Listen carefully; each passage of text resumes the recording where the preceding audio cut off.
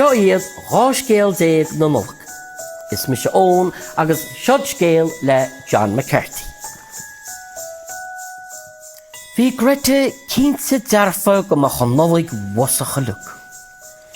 Bhí siag tógáil áit a huncail, Santi, mar go bhris se a chud cosa agus amó ar a chóir sleamnáin, go bhheicech se cén siú a déitech se bhaint eiste. Agus an áit ár de bheige ar a rá, céir de bhí se dionne ach ag breanú ar Instagram ar a fón. Bhí Santi a go leoréit Jacob le áit Santi a hógáil chuide go orb, ach bhí chulagan a bháin Jacob fós ag tíocht Jacob hain ó chonig siad ban chéadig Santi ag gín na glósa hó. Ba í greite mar sin a bhí a ganas ar gacharóla dina.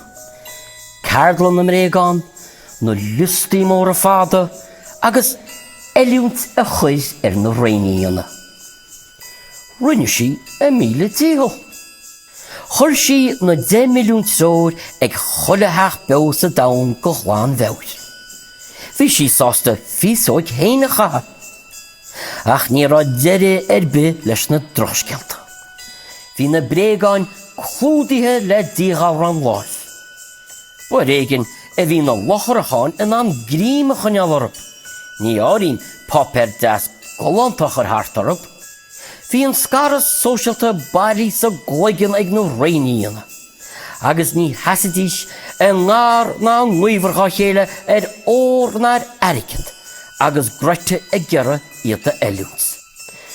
Dúirt léon sin, nach féitach si a bheith béicech, ho, ho, ho. Athias na wathias, go dáneoch si an masc a numarcha, agus go miriseach se.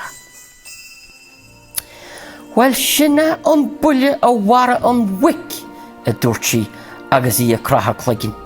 Har rudar be eile, ba in an rud bhú a ra meag sú leis.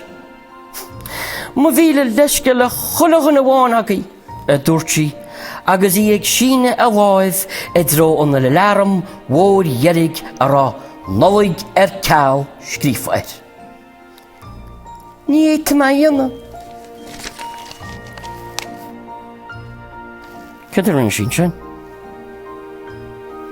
Well, hí le go teasús agaí héin de a chula seo freisin.